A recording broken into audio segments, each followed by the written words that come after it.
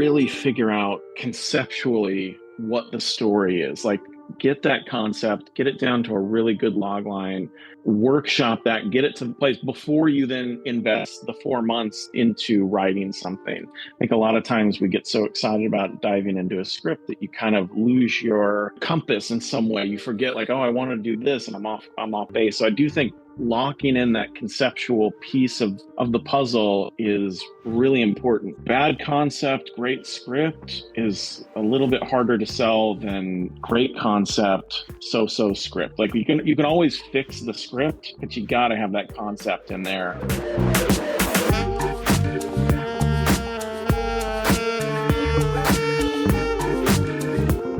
This is the Act One podcast. I'm your host, James Duke. Thanks for listening. Please don't forget to subscribe to the podcast and leave us a good review. My guests today are screenwriters Jacob Roman and Kenny Ryan. After meeting in college, Kenny and Jacob teamed up to sell their first script, David vs. Goliath, to Sony Pictures. Since then, they've sold multiple feature projects around town, most recently, Elevation, which they wrote and co-produced with Brad Fuller and John Glenn. Starring Anthony Mackie and directed by George Nolfi, the film Elevation will be released theatrically by Vertical on November 8th. Their latest feature is Sleeping Beauty, a high-concept action thriller they're producing alongside Scott Free.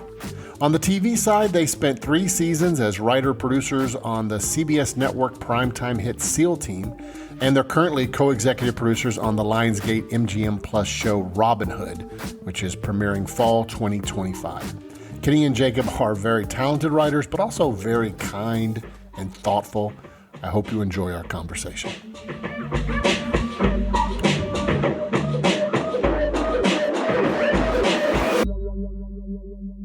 Jacob and Kenny, welcome to the Act One podcast. It's great to spend some time with you guys today. Yeah, thanks, Jimmy. It's awesome to be here. Thanks for having us. So I'm looking forward to having this conversation with you guys. Obviously, the main reason why I'm talking to you is you guys have written a film that's it's in theaters. It's a film called Elevation, which is this really fun action sci-fi movie starring Anthony Mackie. And so I want to make sure we spend some time talking about that, as well as just a lot of stuff in you guys' career. I'm also really excited because you guys are a writing team. And I think it's really good for our audience to hear about what's it like writing with a writing partner, and kind of how does that work, and how do you guys handle when someone writes something really terrible? How do you? No, just kidding. That never happens. That never happens. No, we'll get into all that. But so first of all, let's just start with how maybe the individually before you guys found each other. How you guys found writing. So Kenny, maybe we'll start with you. Tell us a little bit about how you got into writing. Man, I remember, one of my earliest memories was me sitting around with, I was probably 5 or 6, and like, I had this book that was like The Making of the Black Stallion, and I was so excited about that movie, and I spent all night, I would go and I had kind of done rewriting my version of what it was. And again, it's like chicken scratch, whatever. But I remember waking up the next morning and pitching that back to my grandma, my mom. And it was just, they were like so confused about what it was and what I was talking about, which, now I have 2 sons and they're kind of doing the same thing back to me. But yeah, I mean, I grew up with like a love of movies and wanting to be involved. And I think for me, I really looked at like people like George Lucas and Francis Coppola and their partnership as I was trying to figure out who I wanted to be. And I'd read about them. And Coppola at some point told Lucas, like, if you want to do anything in this industry, you need to learn how to write. And that was something I really took to heart. I think I started out wanting to be a director, but I think every time I would try to do that, I would realize how many compromises one would have to make. Your best friend is the star. We don't have a dolly, we have a wagon. We're in my backyard instead of the back lot. Like, it just was like a lot of goofy stuff. And I kind of figured out, if it was just me and the page, I could have as much control. I could succeed or fail, but it was wholly what I wanted it to be. So that's kind of how I got into the writing side of things. And it just was one of those things where in college you have a lot of experiences and you get to be on set in different ways. And I worked as, a producer on one film, or I was trying to direct another one, or I was pulling cable on something. And you just figure out, like, I don't really like this stuff, but I really like writing. I like storytelling. And it felt like that was the passion for me. And I gut checked it with Brian Bird, who he was my dad's roommate way back in college at some point. And so my dad kind of set up a meeting, and I was like, how do I know if I'm supposed to be a writer or not? And Brian said, if you can't not do it, then you're a writer. So I had to do it, and that's how I kind of figured out I should be writing things. So that was kind of my journey from That's 5 years awesome. old, or to whatever, to kind of post college and trying to go professional. That's awesome. I love that. Uh, Jacob, what about you? Yeah, I mean, ironically, I was raised in a home where film and television were, not necessarily considered like of the devil, but you know, what's like a one click. Devil Yeah, adjacent. exactly. Yeah. Yes. So, and even, yeah, I mean, I think some of the audience for this podcast might appreciate this. For a period of time when I was in my teenage years, we were homeschooled, and my parents started, kind of signed us up for this organization called ATIA, the Advanced Training Institute of America, which is now, better known as the organization that the Duggar family was a part of, and was kind of part of that movement during the '90s, where um, people were having a ton of kids and homeschooling them, and part of that deal was that you didn't listen to rock music, and you didn't watch the boob tube. And so, that was kind of the environment I was raised in. So naturally, of course, I went the complete opposite direction. And anything that I could, anytime that a movie was on, I was absolutely glued to it. It just captured my imagination in a way that, nothing else could. And of course, growing up where I did, which was kind of rural Wisconsin, borderline, raised on a farm, Hollywood just seemed like the furthest place. It seemed like a different planet.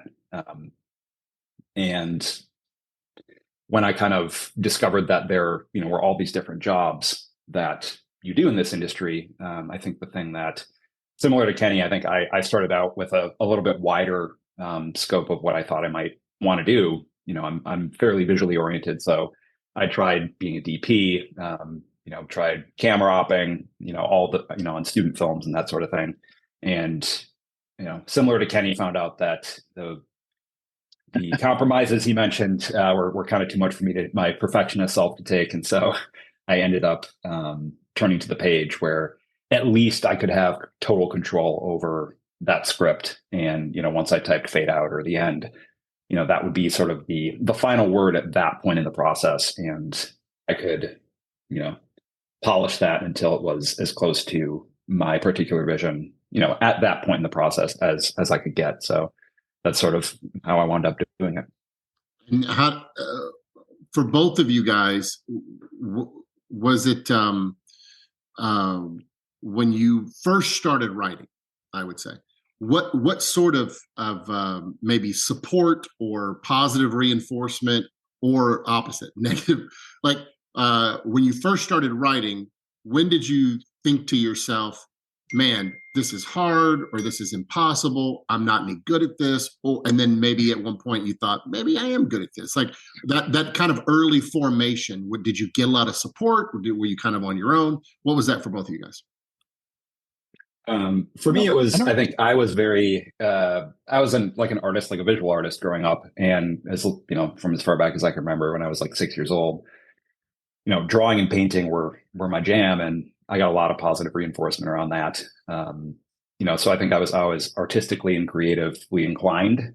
And, I knew that I loved, it's something that I kind of knew about myself from the time I was young. I loved being a maker. I loved making things, and, making something good and true and beautiful. That was something that always really resonated for me. So I think, and I do remember one time in high school when we, it was an English class, and you were supposed to write a speech and deliver it to the class. And whatever that speech was, the class responded people were laughing, people were engaged. And I realized like, oh, the ability to tell a story. And in that environment, it was person to person, but that sort of morphed into, this career I have now where, it's the ability to tell a story is something that, really just resonates with me still, all these years later. Yeah, I don't know that I ever had anybody push back on my talents or tell me I'm not good. And that's not to say I was great out the gate. I don't think my network was me and my buddy, and we were just, making our little short films, and we're like, this is awesome. Like, we're crushing it here. Let's keep going. That's awesome. That's awesome. And so you guys are, so you both obviously find writing. When did you find each other in terms of writing together? I think for some people, that's a little bit of a foreign concept, like writing together. So when did you guys build that relationship and go, wait a second, we're good on our own, but we can actually do this together? I think Jake and I have been kind of talking. We've talked to a couple other classes, that friends of ours teach. And collaboration generally, I feel like, is this enigma that people on the student side they just don't know what that is. It feels like there's almost like a ingrained auteur theory that's going on in film school, or you just don't realize how much collaboration there really is. But yeah, for Jake and I mean, like I said, like I started out working with a friend. So like we co-directed stuff, even from, the earliest times. I was always working with somebody, and we were always looking at the Coen brothers, and we were like, those guys know how to write together. They know how to produce together. They know how to direct together. They edit together. They do everything together. And so for me, that was in the background. And even like I mentioned, the Coppola Lucas thing, like those are two guys that are kind of, again, like working side by side, trying to make something great. So I did a lot of stuff on my own, and I kind of had some success where I set up a script that I had written. And again, I had written it, but I had my brother's roommate, Chris Herzberger, he was kind of acting as my manager. He didn't really have any management skills or anything, but he had worked as an assistant for Gary Ross. And so he knew like, oh, here's how you can do stuff. But that was very collaborative too. Like I had written the first draft, and then he came in and we workshopped it together, and he would give me notes, and then I'd implement those. And so it was my experience was very collaborative from the start. And then I got to a point where I'd set that thing up. It didn't happen. So I went on to the next thing, and I just kind of hit a wall with this project. And I remember I probably hung out with Jake a couple times when we were at school together, and somehow we just stayed in contact. And I just got to a point where I was like, man, I need somebody else's eyes on this and see if this can work. And like, I know there's something here. I just need to find somebody who shares the vision. And Jake he read what I had. I don't know, it was like 60 pages or something, 70 pages. And he said, I get it. I understand. Let's figure this out. And he just kind of came in at that point. And that was the big partnership join up. And that was a Davy Crockett, Pirates of the Caribbean, esque crazy movie. It was tons of fun to write. But that was kind of how he and I started working together. Yeah, I think from my side of things, it was, you graduate film school. So we both went to Biola together, and we knew each other, while we were undergrads there. And you have that experience of going to film school with people, everybody graduates, you enter the industry, and you quickly discover sort of who's made for it and who isn't.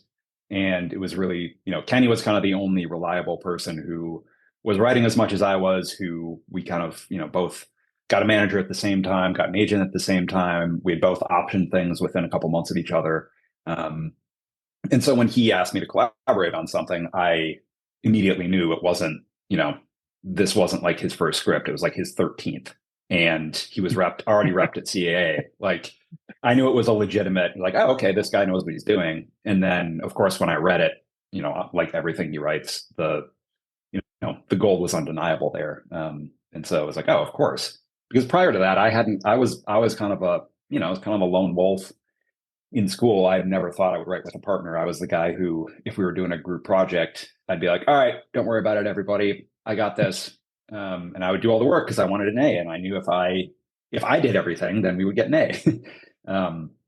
But then I think to meet somebody like Kenny who could sort of match my energy capacity and focus and was serious about doing this as a career, that just felt like kind of one hand shaking another, and really fitting and discovering that, like, oh, we work super well together. And I think that's the nature of all really great partnerships that can stand the test of time, is you find in that other person somebody who complements, whose strengths cover your weaknesses. And in our case, very, very, then we are apart, which isn't to say we're not great writers apart. We totally are. But it's just something where the 1 + 1 = 3 in this case when we work together. So can you help my audience understand what it looks like to write together? So you sit down and what it say? Say you get a writing assignment, and I don't know, maybe you guys have gone in and pitched, or maybe you just your agents or management set you up. You get a gig, right? Typically, right? If I'm by myself and I'm writing, I just sit down and start outlining, or I start trying to figure out. For you guys, like, to walk us through, what is it like to work with a partner? How do you guys? I'm sure different partners work together differently, but so for you guys, how do you write? Like, from the very beginning, what do you do? How do you guys? And then how do you decide who does what, kind of thing? Yeah, I think for us, I mean, there's definitely a lot of front end communication to try to make sure we're both seeing the same vision. So the way that I came up with this analogy of like how it kind of feels like it works when I kind of am in this partnership. Jake and I have this conversation. We go, okay, cool. We're going to do this movie. And then I feel like I have the camera and I kind of point it in the direction that it needs to go. Jake comes in and puts a lens on the camera so that it actually is focusing the story the way it needs to be focused, so that we're then capturing that on our pages. And on the nuts and that's like the big kind of visual version of it. But on the nuts and bolts side, a lot of times we'll have our conversations and then I will start writing some stuff to see if we're in the ballpark, and I will get that to Jake and he will then take a pass on it. And so we're kind of just taking passes on each other, so that by the time we get to a deliverable draft or a deliverable outline, like even right now, I did this pass on this outline we're doing for the Robin Hood show, and I give it to Jake. He's going to go do it. That's going to then go up chain of command. But it very much is kind of like each one plussing the other's work. And that's what it is on my side. And I don't, Jake, you can say more on that too. But to kind of drill down on that, Kenny, you're kind of plot centric is what you're saying? So it's like you're looking at big picture, let's get it all out. So. Like, okay. Yeah. And again, like, that doesn't happen in a vacuum. Jake is very much there the whole time. I think he and I are we bat things back and forth, whether it's over Zoom, whether it's over text, whether it's whatever, where you just get to the point of, okay, this is what it is. Then I go, okay, cool. I think I can fit that into my plot brain, and I can kind of work to get a rough build of what this can be. It might be 20 pages too big, for what it is. And then Jake will get it back to what it really needs to be. Jake is very much like details, tightening. Are we hitting those things? And then once we get that draft, then we start going together. We're like, hey, there's a 3-beat runner that we need to kind of carry through.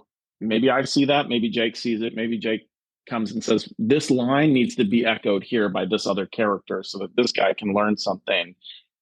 So it is, it just, to me, it's very familiar. And I think this is also this collaborative piece of it, I think, was what helped set us up well for television stuff and being in the room because of just how collaborative that is as well. So, okay.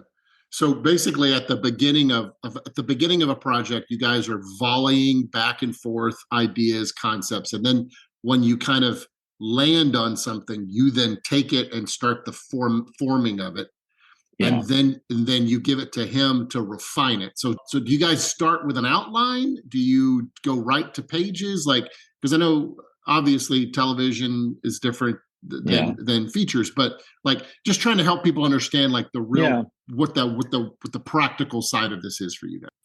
So, like on this one that we're working on, Jake and I, so we were on SEAL team, COVID hit. We used to have a board with room, a room with boards and cards. We all shifted over to a digital whiteboard.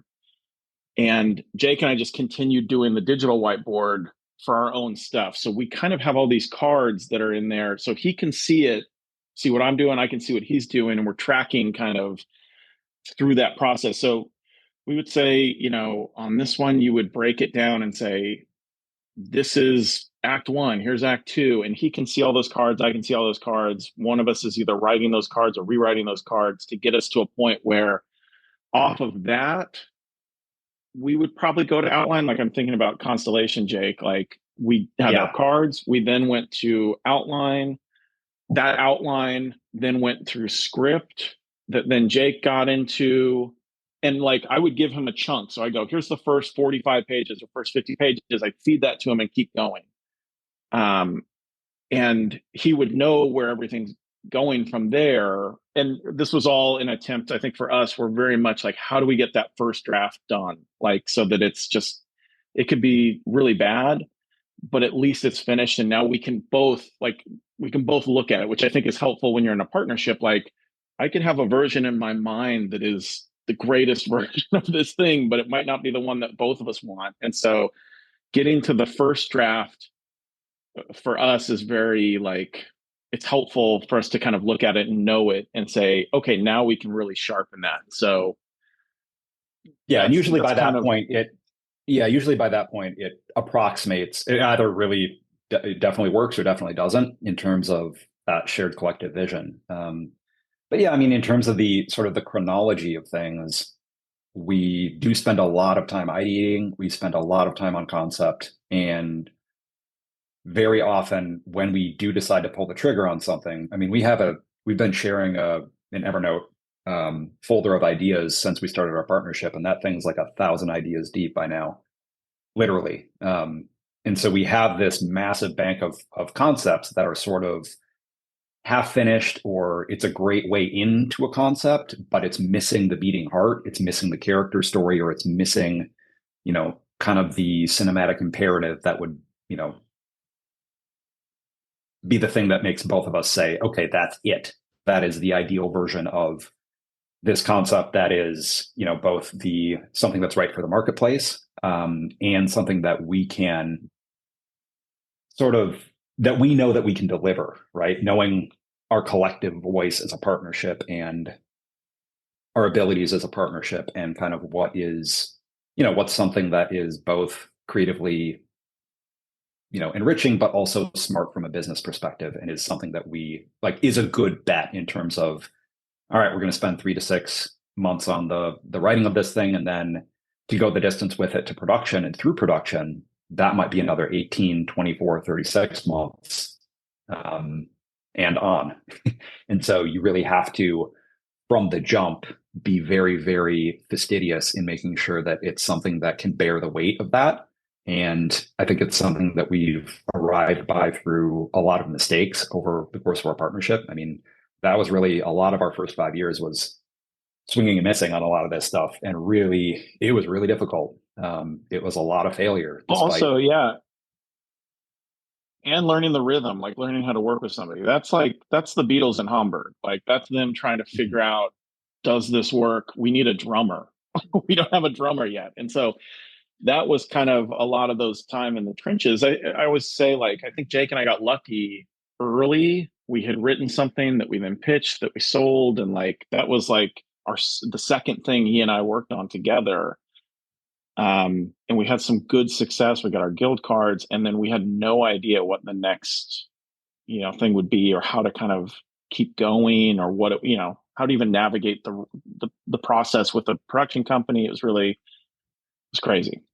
That's it. That's an interesting thought exercise. Do you guys think that you would still be partners today if you hadn't sold that second script? Like, I'm curious if that kind of is what convinced you to, okay, no, we're on the right path. We're going to keep working together. But if you guys had written 5 or 6 or 7 things together and didn't really get any traction on it, do you think you would have been like, okay, this was a good experience, but now we're going to go our separate ways? I'm curious if you have any thoughts on that. That's a good question. Yeah, it's a good question. I do think that the thing that was very obvious to both of us, I would say undeniable, was the clicking in of kind of our disparate skill sets becoming something much greater than, the whole was greater than some of its parts. And that synthesis was like, because to be perfectly honest, Kenny has abilities that I just do not have. He's an absolute machine when it comes to structure, plot, concept.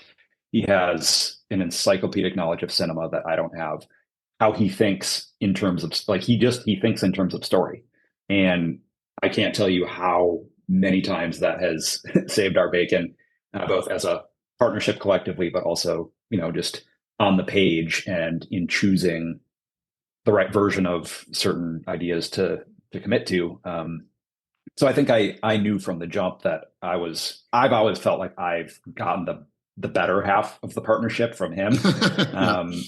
And I think that's probably pretty telling in terms of, for a guy who is as lone wolf as I am, and as, kind of much of a perfectionist as I can be, for me to recognize that, I think that says a lot. And I knew just from the jump that we were going to go further together.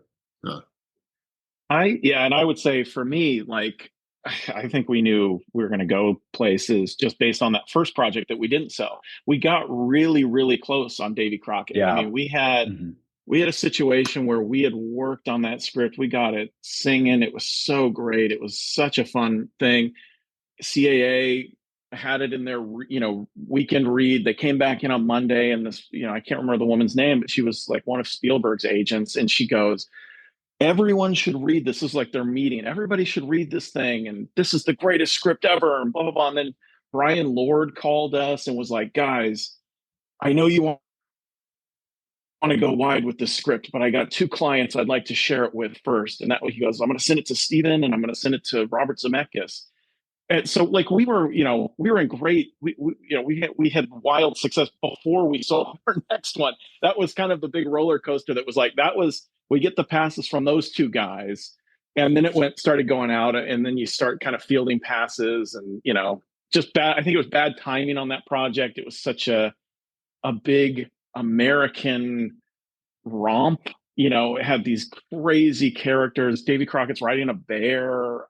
It literally is like Pirates of the Caribbean. This is the Bruckheimer version of it, at a time where the marketplace was shifting towards what is global IP.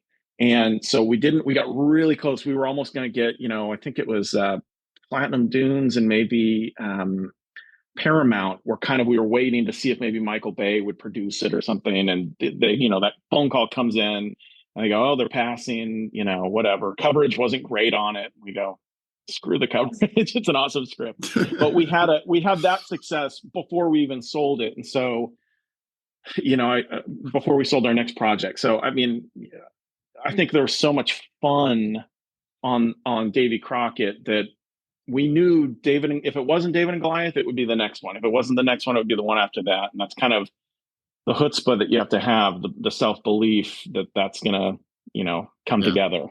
And so this, I know this is a question for a lot of people who ask this whenever we have the classes with writing partners. And that is, how do you guys handle disagreement? Like, what if you think a scene is good and the other one goes, there's something missing about the scene? So as 50-50 partners, how do you guys go about handling those kind of disagreements or disputes? Well, I think you can mitigate the disputes by really both investing a lot in kind of that aforementioned concept phase where you're batting the ideas back and forth. Because I think generally speaking, when we do arrive on something and we both agree to it, we are both all in. I mean, there's no, you just know, okay, we are going in this direction. And really, after that, the disagreements are fairly minor. Because I think once you kind of have that, you have that compass setting together and you both agree on it, I think a lot of it flows out of that. But yeah, I mean, look, we certainly had our fair share of going back and forth on things. That again, that first 5 years of the partnership was really rough that way, and part of it is figuring out how to handle conflict as partners, how to be releasing, how to be egoless, and part of that too is just eventually you double down on you just trust your partner. Like when it comes to anything plot or concept related, very generally I will I know Kenny's he's been right so often for so long that I think I just know I'm like, okay, I just trust him. It feels like a lot of the times too, it just is a conversation. So you go, this isn't working for me. Here's why. And then Jake will go, here's the intention behind what I was trying to do. And I don't feel like I'm landing it. So that then becomes an opportunity for me to come in and go, if that was your intention, what if it's this? And then he goes, yeah, but plus one. And so then it turns into, at this stage in our career, and I think we had to learn how to talk to one another, how to listen to one another. And that's a big part of collaboration. But now I feel like is less we're not bonking heads, crashing into each other with arguments. It's very much like a conversation that is an invitation to kind of find the next good thing. Yeah, that's good. I like hearing that. So you guys sold, you sold a few things, but your first was your first big job a SEAL team? Was that your first after you selling one or two things? Yeah, we sold David and Birds of Goliath. That was the Sony one that was our Zack Snyder version of the David and Goliath story. It was awesome and the dream project, but that was the one that we kind of both together pitched and sold. Then we did some random assignments. Scott Derrickson got us a rewrite gig on The Resurrection of Gavin Stone. That was a Dallas Jenkins movie that kind of Blumhouse was making. And between all of that, we were also doing these kind of weird exploitation Lifetime thrillers, under pen names. And so you're staying sharp and kind of, and also, working a day job because you have to kind of keep the money in. Yep. But then, and through all of this, I think the most meaningful partnership, there's Jake and me. And then the other part of this is I met John Glenn through a shared agent right when Eagle Eye was coming out. So I met him then and just stayed in touch with him. And that's one of the big kind of, I think, lessons for young writers is find your mentor. Yeah.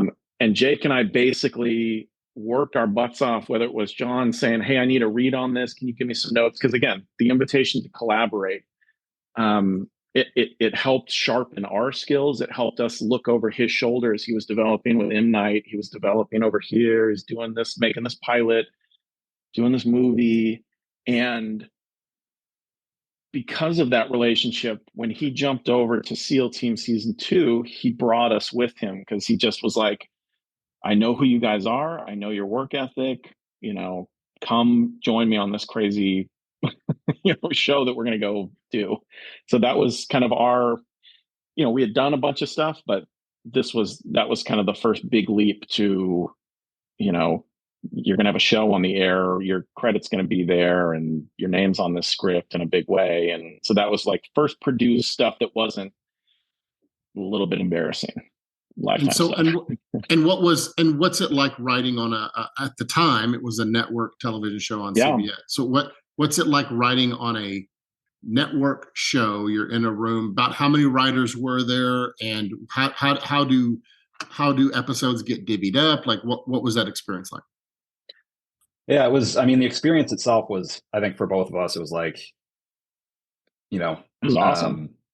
we hit the ground running, man. It was like mainlining adrenaline all day. Like it was so fun to jump into something because I can't overstate just how rewarding it was to be on a network show where you have 22 episodes, right? And so that means you've got to fill 22 weeks of airtime. And that means you're making something every week. And after almost a decade at that point of working in features, seeing, going the distance with stuff and never seeing things made, we'd gotten some stuff made, but again, not quite at that level. It was just the most rewarding thing in the world to not just get to write at that level, but we just were very lucky. This is all pre-COVID. So we had the chance to produce every single one of our episodes. We were on set, we prepped it, produced it, and posted it. Every single one of those episodes. And it was just such a blast working in that environment. Because again, it's also, for us, having worked in, a lot of genre stuff and, having written plenty of action, to get to actually be on set producing it was so rewarding. I mean, you show up and it's like, all right, what are we doing today? We have, there's 250 people on set. There's a bunch of extras. We have 2 Black Hawks. We have a firefight that's happening. I mean, it was just an absolute blast. Yeah, the room was so fun. It was, real challenge. We got to be, people in that room had like won an Academy Award over here. And, this person was on CSI since the beginning. And this person, so you kind of really could pick up, there was a lot to learn, a lot to kind of, be with them. And then like Jake was saying, like when you got it to a point where it would then go to production, we were so lucky to be in that space because we got to work with some of the coolest, like best production designers and actors, top shelf, top level. Everybody was so great. Directors were good. One of the guys that directed our episodes, Jimmy Muro, he's like a legendary Steadicam operator. He worked on Dances with Wolves. He worked on Open Range. He directed photography for that. He shot Titanic. He's shot the shootout from Heat. He's just a real legend. And he directed an episode of ours. And so you're hobnobbing and kind of interacting with all these people that I think plus what was some good writing, and they really elevated it every time. Everybody above us really helped. That's I love it. The shootout from Heat. I'm like, wait a second. Yeah, he's the guy. He had the Steadicam strapped to him. He's up in Val Kilmer's face. He's so awesome. One of our showrunner, John was there, and then Spencer took over. But Spencer was always like, dude, literally, I think Jimmy might have gotten, or played a part in getting Titanic that Best Picture nomination win, because he's the dude that does that final Steadicam shot where you see everybody once again. Here they all are. Everybody's back, and you go up to Leo, and he's up there, and you're just like, there's the captain there. That's all Jimmy doing a great job and executing Cameron's vision, but it really leaves you with the right, like, this should be a Best Picture thing. So we got to hang out with Jimmy Muro. It was great. Now, have you guys, obviously, are you guys military guys? Neither one of you have any military background, right? Yeah. No, neither of us served. Yeah, and I'm sure that obviously you guys have consultants and stuff, but what made me think of it was you said the Heat. I'm sure you guys have heard this famous story that apparently that scene, Val Kilmer, the way, and talk to some of your military buddies about this to find out and vet this story if it's true. But I was told that I don't know if it was like an FBI trainee or something, someone who they were watching the way Val Kilmer maneuvered with his weapon. Yeah. And they started training people based on what they saw, because they said, wait a minute, this guy has some sort of training. Like he moves like he really knows what he's doing. And they were so impressed. I would imagine. Have you guys heard that? I haven't heard that, but I know, I know they did a lot of training. Michael Mann always does a lot of training for those things. You can see footage of De Niro going through a shoot range. And if you look, there's Tom Cruise stuff from Collateral that he was doing. And I know even now they're doing like, oh, there's Austin Butler doing, training for Heat 2.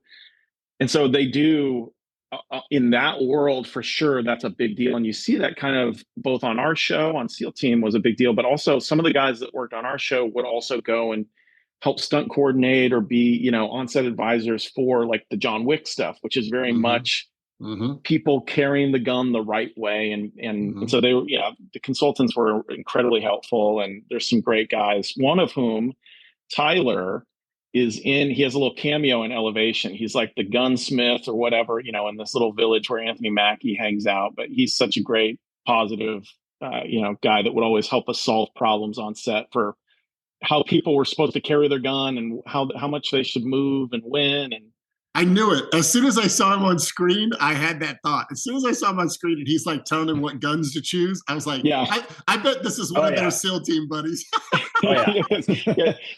So I really wanted to get, so Tyler's just the best. He's so helpful, so positive, always solution based.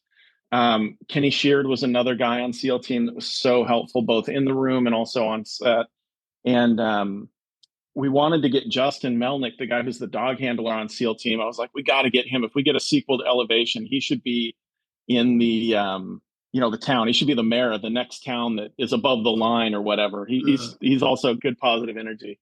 So when you're writing a show, so I remember talking to Jeremy Howell, who wrote, on Big Bang Theory, and he would say, we're not scientists. We would just basically put like a placeholder in the script, and then they would send it to their science expert to kind of basically fill in the blank for them, like what this is, right? So you guys, obviously the military, there's strict code of ethics and with training, like you said, people are watching the way people even hold weapons. You're trained in very specific ways. When you guys would write stuff, would you have military guys come to you and go, what are you doing? You can't write. It's got, like, how did you guys handle maybe the technicality, the specificities of, did you just leave it blank and let the consultants help you? No. What did you guys do? No. Yeah, I think we were definitely helped by, so one of the very smart, things that was baked into that show from the jump was this idea of, the technical advisors actually being in the room, helping us break story. And I can't say enough about how smart that was. Just because you have ex-team guys there who have actually been on these ops, who have been deployed multiple times, who've been in plenty of firefights, who know exactly how things, should look, and because they know how they feel. They know what it feels like to watch your buddy take a round. Like, they know what it feels like to, feel the adrenaline when you're about to kick a door down and you don't know what's on the other side of it. And that's something that just from, there's again, also too. From the jump. Yes. So from the jump, that was baked into the show. And I think that was really smart, because we would reach a point during the break where we, would have kind of, all right, here's this big blank space in between. It was very, very often, acts 2 and 3, if you're, breaking it on CBS, are going to be action, right? And so there's this big 10 to 12 minutes per episode that you have to fill in, and it has to look and feel right. And it has to also, very often on that show, there was character work being done on those, in the midst of that action. There would usually be a few things that would happen that would influence, somebody would learn something, because that's something that you learned about these guys as they deployed. Like, they carry stuff from home with them into the battlefield, right? And so they're not robots, they're human beings. And so if you're thinking about, hey, right now, I know that stateside, my wife is in the OR giving birth. Kid. I mean, that's going to affect your headspace when you go out on an op, and it's going to affect the headspace of your teammates who care about you and who know your wife, because they're the ones who are going to have to go give her the news if you don't make it back. Like, so that type of stuff really was rich, and I think we were able to weave that into the action in ways that that made the show what it was. We also watched a bunch of documentaries.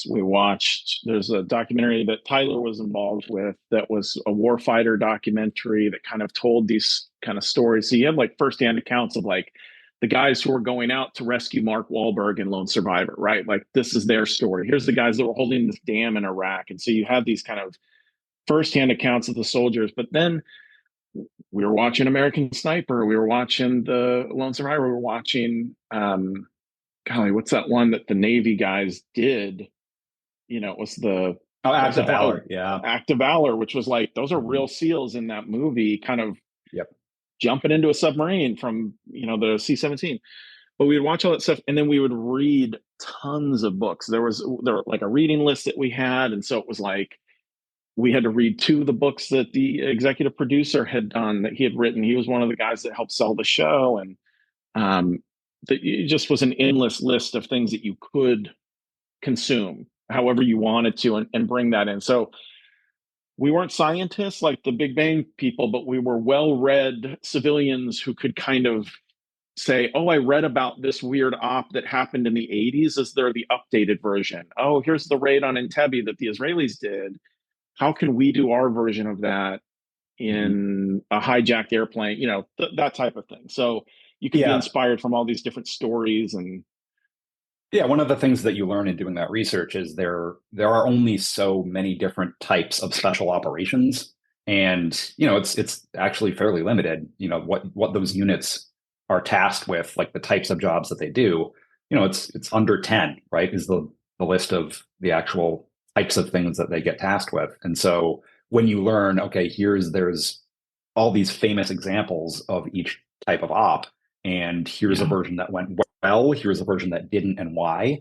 And you sort of, through osmosis, being on the show, you just start thinking that way, to the point where I think by the time, on our last season of the show, on season 4, we required the kind of expertise of the technical advisors less and less the more we were able to kind of get those reps. Because I think we did 57 episodes of it. So when you're, getting close to 100, iterations of breaking this type of show, it does become a little easier. You guys also worked on a show that I have been evangelizing people about. I actually interviewed Andrew Peterson and Chris Wall. Yes. The Wing Feather Saga, which is this. For those who don't know, it's this wonderful animated family film, a family show that's on what's it called, Angel Studios or whatever. Yeah. And, but you guys worked on the first season, is that right? We did the first season, and then we kind of helped on season 3, and we actually got involved with that. So that was one of the things we sold in that kind of weird period after we sold our first thing. Was DreamWorks had done some they bought VeggieTales or doing something like that, and our manager goes, do you know about this? And we're like, of course we do. So we went and sold a pitch for a VeggieTale movie that was supposed to be slotted in this one slot, and then that slot went away and they stopped making it, so it never got made. But we met Chris through that, and then he kind of circled back and was like, hey guys, I got Andrew out here, do you want to meet? This is this cool book. And so we met with them and kind of were just, again, like in that weird period of what are we doing? That was just a random opportunity to kind of participate in like a proof of concept that was even before it was kind of, they were showing it to people to pitch a proof of concept film, a short film. And so we got to work on that, which was great. And then, we got to, that first season, I just showed it to my son, my 6-year-old. And he's like, when's the next one coming out? When are we going to, I want to do this. I want to see that. I was like, oh, it's a lot of fun. And those guys are great. And hopefully we will do some more with them. Yeah, I mean it's a neat kind of contrast from SEAL Team, but at the same time, it's still a lot of for people who don't know, it's based on this IP of a very successful, fantasy book series. So there's a lot of world building involved and a lot of cast, right? So can you guys just talk a little bit about that, like taking an IP? What was it like to take an IP? And by the way, I'll tell a quick story. Chris was speaking to our producers the other day, and he mentioned the script that you guys wrote for them, and he mentioned that him and the author, for those who don't know, the author of the book series, Andrew Peterson, they read one of the early drafts, And he said that Andrew and him got really disappointed about one particular moment in the script where they were like, we were just really disappointed in this one scene. It was a little just too on the nose the way you wrote it. Like, that's not, we were hoping for something. And you guys were like, yep, okay, thank you. Taking notes. And then one of you says, yeah, okay, but just want to mention that's literally what you said on page 78. And yeah, and Chris said he was like, what? And he said, Andrew said, what? And they went back and they looked at page 78, and Andrew was like, oh man, like, you guys literally just wrote exactly what he wrote, and he was saying that he didn't like it. I thought that was a great anecdote. But it's very talk a little bit about the whole idea of taking this IP and world built character. Talk a little bit about that process. Yeah, I mean, I think it's something where that process is made. It's certainly made much more. It can kind of go one of several different ways based upon the first ingredient in that process, which is your relationship as the person who's adapting it with its author, right? And in this case, I think we, got the luckiest version of that relationship possible is to work with Andrew Peterson, because he is like the most releasing, supportive and fantastic collaborator in terms of, he's single-handedly authored what I would consider it's one of the best fantasy series of the last 30 years. And he was so trusting, not just in his partnership with Chris, but then in us, and really, empowered us. And I think it certainly did help that we started off doing that short film, which they used on Kickstarter to raise funds, and that was kind of a great test run, right, for the partnership between Kenny and I, and then between he and Chris.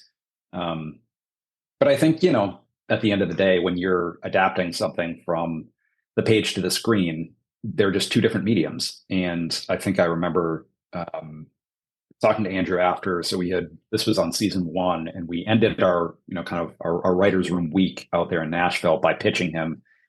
And Kenny and I did, I think, a lot of the pitching, but we pitched him through that entire first season, which covers most of the events of book 1.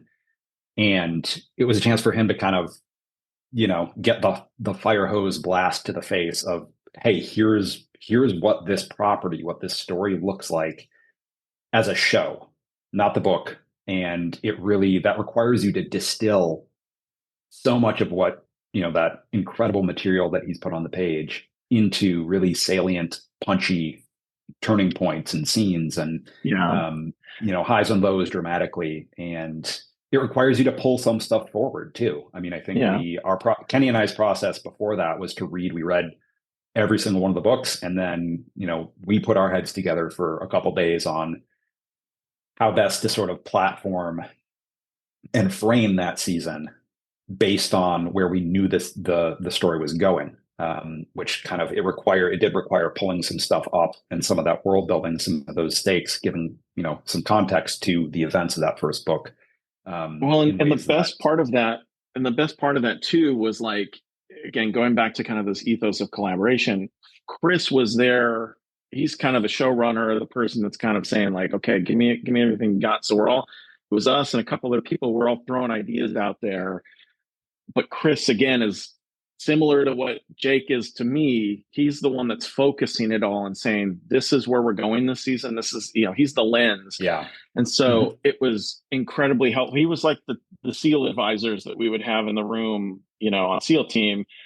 And because I think his relationship with the material is very much, he read them to his kids and all that stuff. So, like, it's just he's very intimately involved in that. And then he also is kind of creative partners with Andrew. And so he knows how to talk to Andrew and interface. And so he's so helpful with all of that. But that again goes to that. There were I think 4 or 5 people in that room on season 1. Mm-hmm. And you're throwing all these ideas up on the board and trying to see what will work, and kind of also building it off of the spine that Andrew gives you, while also saying, hey, I think we need a couple arteries over here, or we need some capillaries to go over here. The central nervous system needs to be expanded. And and he was always, again, like so grateful and inviting of collaboration. Yeah, my buddy Doug McKelvey was in that room. Jake, Yeah, did you Doug. Yes. did you know that Doug is an Act One or Two? Did you know that? Yeah, I that did was not. so that I was did not. actually that was one of Doug and I's first conversations. I think Okay. because he did Act One very early on. 2001. He did the New York class in 2001, I believe. Oh yeah. Yep. Or 2002. Yeah, so he's 2002, maybe. He's an Act One OG. Unlike myself.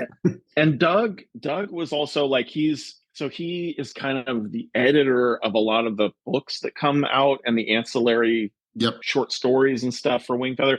So he was another person that was kind of a foundational encyclopedia that you could go to and go, hey Doug, does Esmond Wingfeather's sword end up in this place? Could it end up there? Could they find it here instead of there? And Doug would go, almost like Lobot from from Empire Strikes Back. Yeah, okay, I think it could work. And but again, that's I think when creativity and collaboration are working, it's always this building up, as opposed to when it's not. It does feel like it's a lot of tearing down, and you don't make progress. And so, especially on that first season, I think we broke it in like 6 days or 5 days or whatever. It was a real kind of whirlwind of activity. We were going as quickly as we could. Well, he'll never hear this, but to know Doug McKelvey is to love Doug. So agreed. But you described him well. The beep, boop, boop, yeah. He is a Renaissance man, that guy. He really is. I'd love to just segue now into this latest project, which is Elevation. It's in theaters November 8th. Stars Anthony Mackie. It's this really fun sci-fi action movie, and but it's obviously it's a character piece. And can you guys talk about how you came onto the project and tell people a little bit about the film? Yeah, that was kind of again like one of those invitations to collaborate. Jake, John, and I are all kind of on a text thread or an email thread, and we were just sharing ideas back and forth. And John had said, I think there's room in the marketplace for some kind of sci-fi movie that does something like this. And we approached that and said, okay, well, what's the stripped down version? How can we kind of quiet place it? How can we try to do something that's a little bit more emotionally intimate than Independence Day, right? Which is, I love it, but also gargantuan and kind of unattainable, because we were like, we want to get a movie made. So we had all these ideas, and we kind of all, Jake, me, and John all went to this barbecue place here in South Pass that's right next door to our offices now. And we were kind of just sitting in our booth, eating and talking and figuring it out. And it kind of all started to click when we said, what if, somebody has to go do something down, you open and they're high up, and then they have to go down to go solve a problem that's involved with their, helping their kids. So you get the emotional stuff. And somebody there was like, and what if when you go down below a certain amount of elevation, there's monsters down there? And it was like, whoa, okay, it kind of clicked. And Jake was like, what if Elevation? What if that's the title? And it was just a fun collaborative. It was a sneaky, easy idea.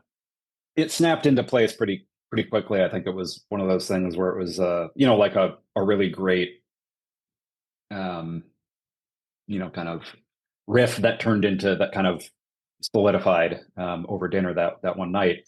And I think that there was something that to us is super appealing about a mantra that Kenny and I try to embrace often with the type of things that we gravitate towards in features, is this mantra of epic in scope, intimate in approach. And it's that idea, I think we kind of coined that after we watched Cloverfield back in the day. Yeah. And just that idea that man, that movie is so intimate, right? At the end of the day, it boils down to a guy's quest to reach his girlfriend. Boy needs to find girl.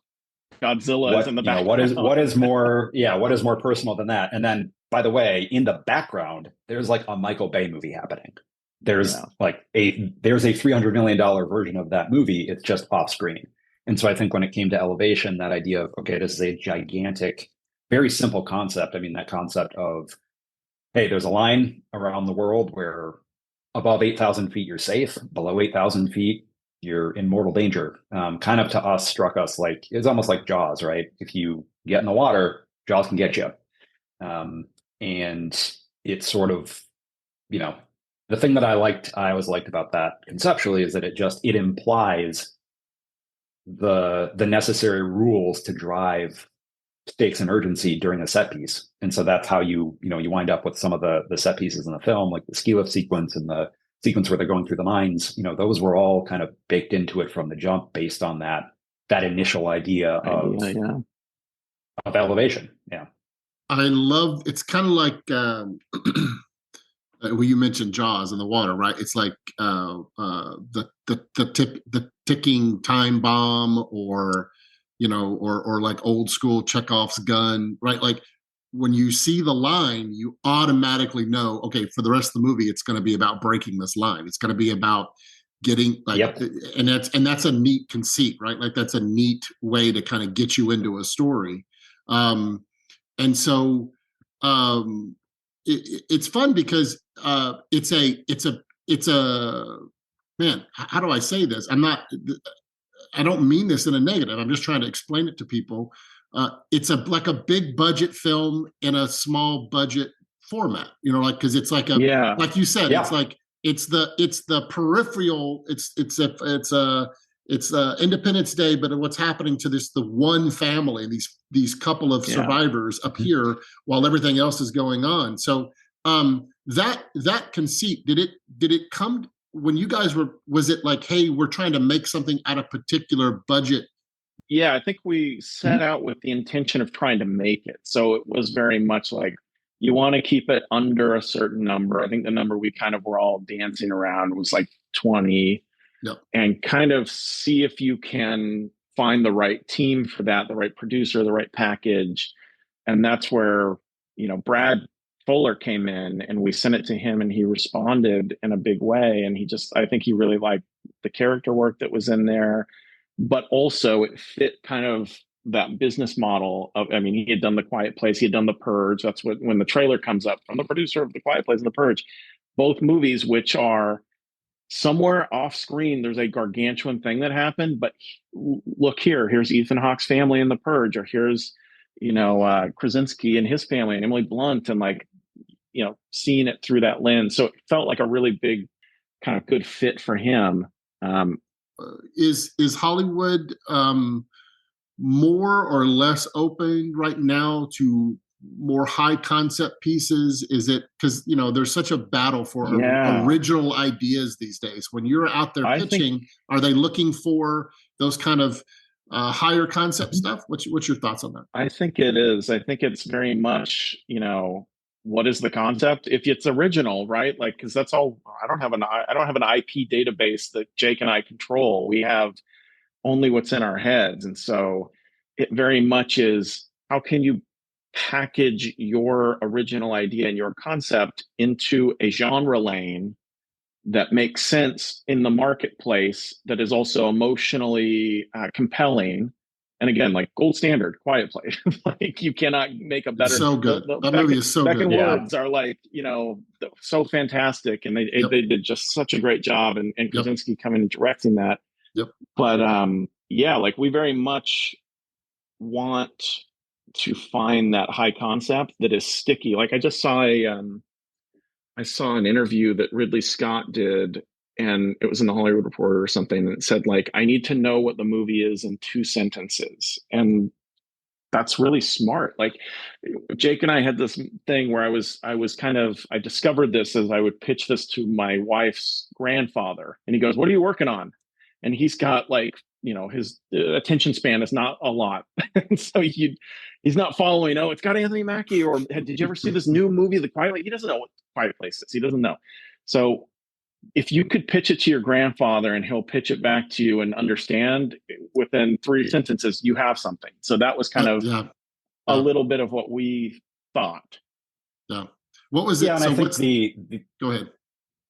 Yeah, the sort of, I see high concept as it is the vehicle you sort of must inhabit to get original stuff made above a certain budget level.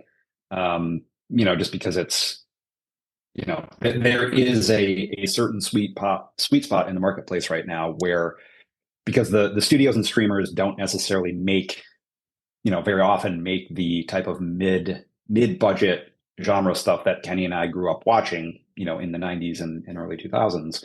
And, that now has been sort of outsourced to the independent space. And, believe it or not, that's what Elevation is. It's an entirely independent feature. Independent original. Yep. Independent original. I know IP, again, like, yeah.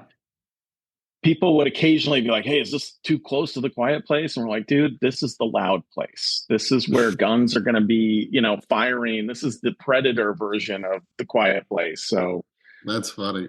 Yeah, no, to be honest, that there was a scene early on where they're sitting on a porch talking or something, and someone starts shooting a gun, and I had like a Quiet Place response. I went, wait, okay, no, we're okay. Wrong movie. Okay. No, wrong movie. We're okay in this world. So talk a little bit, because you guys wrote this with John Glenn. So what's that like? Yeah. So now you got So what's it like writing a script with three people? Well, I think it it's something fun. where, yeah, it was super fun. I mean, I think it's something where we, having worked together for so long at that point, we had all worked together on, 3 seasons of SEAL Team and, a lot of other stuff that, I would say the kind of collective mind share between the three of us was very, very solid and effective at that point, and was really just made even more effective by working on that movie together. It's something where I think Kenny, the process was Kenny outlined everything. I think I took a stab at the first draft over those first couple of months of COVID shutdowns. I remember being on my couch and like, all right, can't leave, better write this thing. Yeah. So we had a good draft of it by, I think, the fall of 2020. And then, it was off to the process to production from there. Yeah. And John would, like, I'd go meet with John at a restaurant over here, because JG and I live on this side of the area and Jake is on the other side of LA, which is fine. But so I just have a lot of access to him. And so we would go meet and I'd say, okay, this is what we're thinking, blah, blah, blah. Here's where I'm at with the draft. Here's whatever. And then he would come in kind of in the same way that Jake comes in and kind of is finessing and tightening and doing whatever. He would come in behind Jake. And so it was just this ever revolving. And he'd go, I think there's this set piece. I'm going to write that. Okay, cool. He'd write that in. Or, guys, I think we're missing this emotional beat. Let me take a stab at this kind of midpoint thing. And so he would come in and drop that stuff. And then very much he is, he has this executive producer hat that he puts on too, that is so helpful in us kind of making a movie or writing a script that can get made. That was kind of essential to the process as well. And we just go like, okay, well, we can't have this set piece because it's just going to cost too much money, or it needs to be this, or whatever that is. But yeah, I mean, between the three of us, it was everybody had a version of the file, and we were trying to figure out whose file was the most recent, and everybody's fingers were on the keyboard. So it really was a big, collaborative, celebration. Celebration. Yeah. So and then by the way, then you get, oh, Anthony wants to be in it. Okay, so, and George, the director, has notes. Here's some thoughts. It can't be here. It's got to be here because the tax break is better. And so you just go, cool, let's all figure this out. And thank you for the notes. And so it was, a lot of collaboration. Well, and to give credit to George, he did do, his own work on the script, even though he, didn't raise his hand for final credit on it or anything. But, a lot of the best stuff in that does come from him. And I think getting his involvement as not just a writer, he's a brilliant writer, obviously on his own, but to have him involved in the capacity of both, director, writer, and, he was producing as well, was just it was so additive. And I think his work, on the film elevates it, no pun intended, does really elevate it, in ways that I think we really lucked out in getting him involved with this.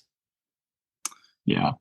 the film is a we were talking about kind of what's the most you know simple story well told, right? Like if you could Yeah. distill it down, right? So for those that maybe haven't seen the film yet, can you guys tell them what the film is? Because to me, it's about a, obviously it's about a father trying to, in its most basic form, it's about a father trying to help his son. But what for you guys? Can you guys just do the quick pitch of the film for everybody? Yeah, it's basically, it opens with Mackie, they're above 8,000 feet. They're living in the world, this world that somehow we don't know why or how, but it's changed and everybody is up on this mountain. And he has a kid, he has a son who he cares about and we as an audience care about. And this kid has a problem with the machine that's keeping him alive. And so Mackie has, the dramatically ironic motivation to do to save the child he loves. He's going to do the thing that will possibly kill him, and he recruits these two women, Morena Baccarin, who's so great in the movie, and Maddie Hassan, who's just fantastic, and takes them with him below the line, and they kind of are hop skipping and jumping to try to, we're down below the line, we're coming back up, but as soon as they get down there, you realize once you cross the line, there's monsters down there and they will come find you and you're on their radar. And anytime you go beneath 8,000 feet, it will come and get you. So, and along the way, And I think from each of them is kind of, yeah. Okay. Sorry. Go, Jake. Yeah, just from a character perspective, it's a very much I would say kind of a quest film in terms of, Mackie has this very simple quest to go get the grail, as it were, which is the thing that's going to save his kid, and recruits partners to join that quest. And Morena, who plays Nina, her role is she's the physicist who's kind of obsessed, absolutely obsessed with figuring out a way to kill these monsters. That's kind of her own grail quest personally. And both of them are people who, as you might imagine, in the world of this film, everybody in the world of this film has lost someone. And in the case of the two of them, there's some kind of bad blood between them, based on something that happened previously. I guess all you need to know going into it is that Nina, Morena plays Nina. Nina is the only person who has survived an encounter with these monsters that are called Reapers, and that attack took somebody's life who was very close to Mackie, and so there's this bad blood between them. But they need to, cooperate and work together. Unfortunately, again, she's the only person who's ever survived an encounter with these things, and so he knows he has to take her with him when he goes below the line. So that's kind of the baseline of their relationship is based on, loss and pain, and can there be forgiveness? Can they work together and overcome their personal wounds on this kind of collective quest to go bring life back to the village? Mm.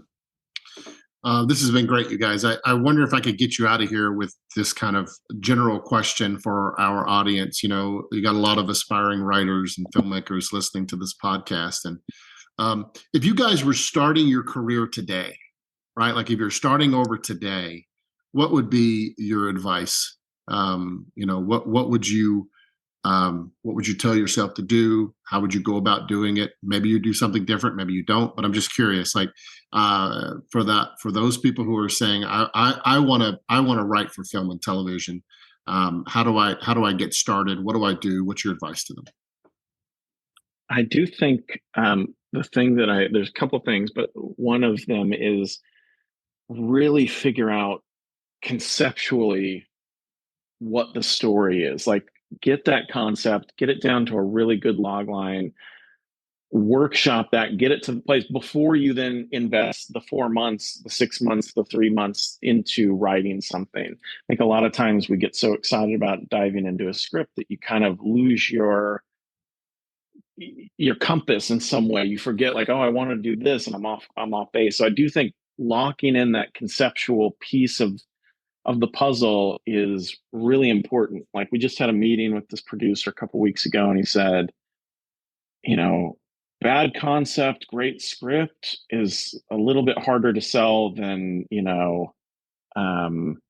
great concept, so script. Like you can always fix the script, but you got to have that concept in there. So that's part of the pitch. It's like, what's the trailer going to look like? Where does this sit in the marketplace? So I think that's important. And I think the other thing is the concept of find a mentor, find somebody who can kind of, not only help you along the journey, and it's not always going to be like get you paid. It's literally like, maybe it's advice, maybe it's this, maybe it's, looking over their shoulder and seeing how they're doing. But the other thing Jake and I talked about with this mentor idea is when you find that person, you see this can be done. This is something that is achievable. I remember when we were at Biola, Scott had released Emily Rose. And so he brought a poster in, and he signed it or whatever, but it says it can be done. And I was like, light bulb. Wow. Okay. We could actually do this. It's a reality to get a theatrical release. It's a reality to make a movie and get it made with a movie star. So I think, concept and then find your mentor is really important. That's awesome. Well, this has been fantastic, you guys. And I so appreciate you taking time out of your schedules to spend time with us. And we want to encourage people. The film is called Elevation, stars Anthony Mackie. It's in theaters beginning November 8th. So whenever you listen to this, go check it out. And I always pray for my guests at the end of our podcast. Would you guys allow me to pray for you guys? Oh, of course. Oh, yeah. Heavenly Father, we just thank you. We thank you for today. We thank you for the chance to be able to just talk with these guys. I'm just so grateful for Jake and Kenny, and thank you, God, for just who they are and their what they've got going on, not only professionally but personally. Just pray a blessing upon their work, but also their families and their lives. And God, we just pray that you would continue to reveal yourself to them, not only through what they do, but the lives that they live. God, go before them, open doors that need to be opened, and just thank you. Just pray a blessing upon their families, and God, we just thanks for this opportunity to be able to speak today, and we love you, God. We pray this in Jesus' name, and your promises we stand. Amen. Thank you for listening to the Act One podcast. Celebrating over 20 years as the premier training program for Christians in Hollywood, Act One is a Christian community of entertainment industry professionals who train and equip storytellers to create works of truth, goodness, and beauty. The Act One program is a division of Master Media International. To financially support the mission of Act One or to learn more about our programs, visit us online at actoneprogram.com. And to learn more about the work of Master Media, go to mastermedia.com.